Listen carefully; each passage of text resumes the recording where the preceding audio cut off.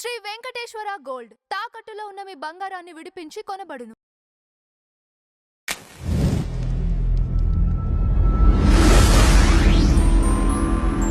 Sir నమస్తే sir. నమస్తే sir, ఇంటింట తెలుగుదేశం కార్యక్రమానికి ప్రజల నుంచి ఎలాంటి స్పందన వస్తుంది సార్? ఇది ఈ కార్యక్రమానికి ప్రజల వద్ద నుంచి విశేషమైనటువంటి స్పందన వస్తూ ఉంది. వెళ్ళిన ప్రతి దగ్గర కూడా ప్రభుత్వం ఇచ్చేటువంటి సంక్షేమ కార్యక్రమాలే కాకుండా అభివృద్ధి పరంగా కూడా, ఎందుకంటే గత 5 సంవత్సరాల్లో కనీసమైనటువంటి మౌలిక సదుపాయాలు కల్పించడంలో కూడా విఫలమైనటువంటి 5 ఏళ్ల వైఎస్ఆర్ కాంగ్రెస్ పార్టీ ప్రభుత్వంలో ప్రజలు నరకం చూశారు. ఒక సందులో బయలుదేరితే ఆ సందు చివరికి వెళ్ళే లోపు నడుముల నొప్పో లేదా బండ్లకి ఉండేటువంటి షాక్ అబ్జార్స్ ఇరిగిపోయేటువంటి ఆ పరిస్థితి నుంచి ఈ రోజున ఏ ప్రాంతానికైనా సరే చాలా సుఖమైనటువంటి ప్రయాణం, సేఫ్టీ అయినటువంటి ప్రయాణంలో వెళ్ళేటువంటి పరిస్థితిని చూస్తూ ఉంటే ప్రజలందరూ కూడా సంక్షేమంతో పాటు అభివృద్ధితో పాటు సంక్షేమం, వీటితో పాటుగా ఉద్యోగ కల్పన, అనేకమైనటువంటి కంపెనీస్, యువతకి భవిష్యత్తు మీద ఒక నమ్మకం కలుగుతూ ఉంది. యువత మొత్తం కూడా వాళ్ళ ఆశలు ఏదైతే చదువుకొని ఖాళీగా ఉంటా ఉన్నారో, ఉద్యోగ ప్రయత్నాలు చేస్తూ ఉన్నారో వాళ్ళకు ఒక నమ్మకం ప్రభుత్వం కల్పిస్తూ ఉంది. దానికి తగ్గట్టుగానే గౌరవ మంత్రివర్యులు నారా లోకేష్ గారు దేశ విదేశాలలో అనేకమైనటువంటి పర్యటనలు చేసి వారందరినీ కూడా ఒప్పించి మెప్పించి తెస్తున్నటువంటి అనేకమైనటువంటి సంస్థలు, ప్రపంచ ప్రఖ్యాతిగాంచిన సంస్థలు. ఏదో వైఎస్ఆర్ కాంగ్రెస్ పార్టీ టైంలో వచ్చారు, నూడిల్స్ బండి వేసుకునే వాళ్ళు, పకోడీ బండి వేసుకునే వాళ్ళు, వాళ్ళందరినీ కూడా దేశ విదేశాల నుంచి తీసుకొచ్చామనేటువంటి తప్పుడు అభూత కల్పనలు చేశారు. ఆ పరిస్థితి నుంచి ఈ రోజున ప్రజలకి, యువతకి ఒక నమ్మకం కలుగుతూ ఉంది.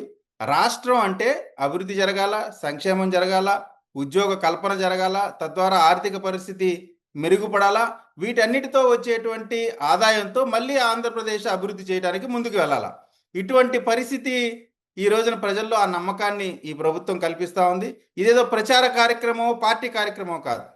ఇది ప్రజలకి మేము అందుబాటులో ఉన్నాం, మీకు ఉండేటువంటి సమస్యలు ఏంటి, దాన్ని మేము ఏ విధంగా అడ్రస్ చేస్తాం, మీకు కావలసినటువంటి సంక్షేమ పథకాల్లో కానీ, లేదు మీకు కావాల్సినటువంటి ఏ ఇతర అభివృద్ధి పనుల్లో కానీ మీరు ఎంతవరకు ఈ ప్రభుత్వం రీచ్ అవుతా ఉంది, రీచ్ అవ్వని దగ్గర ఎక్కడ రీచ్ అవ్వలేదు వాటిని రెక్టిఫై చేసుకుంటూ ప్రభుత్వం, ప్రజలు కలిసి, మీరు చూస్తే సహజంగా నాయకులంటే ఎన్నికలప్పుడు కనపడేవాళ్ళు తిరిగి మళ్ళీ ఎన్నికలప్పుడే కనపడేటువంటి పరిస్థితి.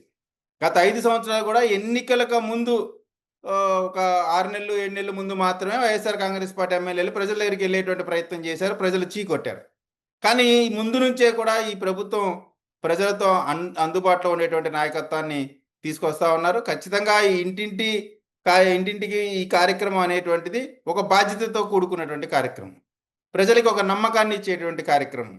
ఎక్కడైనా ల్యాప్సెస్ ఉంటే ప్రభుత్వ పథకాల డెలివరీలో కానీ, కొత్త వారిని ఐడెంటిఫై చేయడంలో కానీ, లేదు ఇంకా ఏ ఇతర సమస్యలు ఉన్నా వాటన్నిటిని కూడా అడ్రస్ చేసేటువంటి అద్భుతమైన కార్యక్రమం ఈ కార్యక్రమం ఖచ్చితంగా ప్రజల వద్ద నుంచి మంచి ఫీడ్బ్యాక్ వస్తూ ఉంది. ప్రజలు కూడా చాలా హ్యాపీగా ఫీల్ అవుతా ఉన్నారు. నాయకుల్ని అడుగుతా ఉన్నారు, ఎక్కడైనా సమస్య ఉంటే సార్ మాకు ఈ సమస్య ఉంది, అదే విధంగా పొగుడుతూ ఉన్నారు, మీరు ఈ విధంగా మంచి చేశారు. కొన్ని చోట్ల విమర్శిస్తూ ఉన్నారు. ప్రజాస్వామ్యం, బ్యూటీ ఆఫ్ డెమోక్రసీ ఏంటంటే ప్రజలకి ప్రశ్నించేటువంటి అవకాశం కల్పించాలా.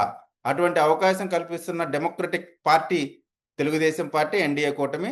కాబట్టి ఈ కార్యక్రమం అయితే సూపర్ హిట్ గా నడుస్తూ ఉంది, ప్రజల వద్ద నుంచి మన్ననలు కూడా పొందుతా ఉందండి. సార్, దూరదర్శన్ విజయవాడ ప్రాంతీయ విభాగం ప్యానల్ ఇంటర్వ్యూస్ లో కుంభకోణం జరిగిందని, పోస్టులు అమ్ముకున్నారని బీజేపీ నేతలు దూరదర్శన్ ఢిల్లీ జనరల్ కి ఫిర్యాదు చేశారు సార్. ఈ నేపథ్యంలోనే ఇంకొక విషయం వెలుగులోకి వచ్చింది. ఈ దూరదర్శన్ లో పనిచేసే ఒక 2 వ్యక్తులు జగన్ గారికి సానుభూతి పరులుగా మారి జగన్ గారు ప్రెస్ మీట్ కి మాత్రమే మైకులు పంపించేవాళ్ళంట. ఈ విషయాన్ని తీవ్రంగా పరిగణించిన కేంద్రం దీనిపై విచారణ జరపాలని ఆదేశించింది సార్. దీనిపైన మీ అభిప్రాయం ఏంటి? ఇప్పుడు దూరదర్శన్ అనేటువంటిది వైఎస్ఆర్ కాంగ్రెస్ పార్టీ సొంత ఛానల్ కాదు. ఇది ప్రభుత్వానికి సంబంధించిన ప్రజల యొక్క పన్నులతో, ప్రజల సొమ్ముతో ఏర్పడేటువంటి సంస్థ, ప్రభుత్వపరమైనటువంటి సంస్థ. ఇటువంటి సంస్థలో పనిచేసే వాళ్ళు వాళ్ళ రాజకీయ అఫిలియేషన్తోనో, లేదా అభిమానంతోనో, లేదా ఆర్థికపరమైనటువంటి అంశాలతోనో, ఏ అంశంతోనైనా సరే ఓ బయాస్డ్గా ప్రవర్తించడం అనేటువంటి దానిపైన ఖచ్చితంగా అది చట్టవిరుద్ధం. వారికి ఏ హక్కు లేదు. ప్రభుత్వ కార్యక్రమాలను మేము ఎక్కొడతాం, జగన్మోహన్ రెడ్డి గారిది మాత్రమే చేస్తాం, జగన్మోహన్ రెడ్డి గారి కార్యక్రమాలకి తాబేదారులుగా పనిచేస్తామంటే మీకు ఆ హక్కు లేదు. ఇది ప్రభుత్వ సంస్థ. ఈ సంస్థలో మీరు చేసేటువంటి ఈ కార్యక్రమాల ద్వారా మీరు మిస్యూజ్ ఆఫ్ పవర్స్ చేస్తూ ఉన్నారు. కాబట్టి ఖచ్చితంగా మీ పైన విచారణ చేయాల్సినటువంటి బాధ్యత ఉంది. చేసి మీ పైన నిజంగా వాళ్ళు చేసినటువంటి దానిపైన ప్రూవ్ అయితే దానిపైన ఖచ్చితంగా చర్యలు మాత్రం చాలా తీవ్రంగానే ఉంటాయి. ఎందుకంటే అండి ఇప్పుడు మీడియాలో కూడా మీరు చూస్తే రకరకాలుగా చీలిపోయి ఉన్నాయి. ఎవరి ప్రయారిటీస్ వాళ్ళకు ఉన్నాయి. కానీ వైఎస్ఆర్ కాంగ్రెస్ పార్టీలో రెండే వార్తలు.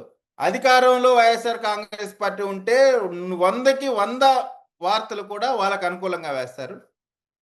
అదే వైఎస్ఆర్ కాంగ్రెస్ పార్టీ ప్రతిపక్షంలో ఉండి తెలుగుదేశం పార్టీ అధికార పక్షంలో ఉంటే మాత్రం ఏ పని చేసినా సరే దానిపైన విరుద్ధంగా ప్రభుత్వ వ్యతిరేకమైనటువంటి వార్తా కథనాలు మాత్రమే రాస్తారు. కానీ దూరదర్శన్ లాంటి సంస్థ న్యూస్ ఛానల్కి సంబంధించిన దాంట్లో ఖచ్చితంగా పారదర్శకంగా ఉండాల్సినటువంటి అవసరం ఉంది.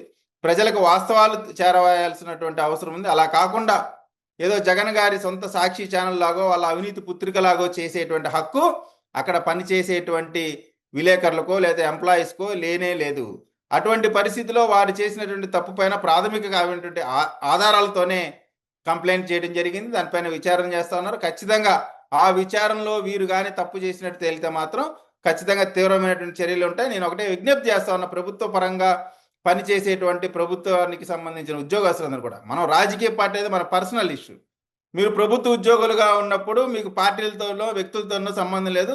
మీ రూల్స్ అండ్ రెగ్యులేషన్స్ నామ్స్ ప్రకారం మాత్రమే మీరు బిహేవ్ చేయాల్సినటువంటి అవసరం ఉంటుంది. అలా కాని పక్షంలో చట్టం తీసుకునేటువంటి చర్యలకు మాత్రం మీరు పూర్తి బాధ్యత వహించాల్సి వస్తుంది. తద్వారా మీరు అనేక రకాలుగా నష్టపోయేటువంటి అవకాశం ఉంటుంది. కాబట్టి ఇకనైనా సరే మిగతా వాళ్ళని సరే వేరే చూసి బుద్ధి తెచ్చుకొని పనిచేయాలనేటువంటి మాట చెప్తా ఉన్నాను.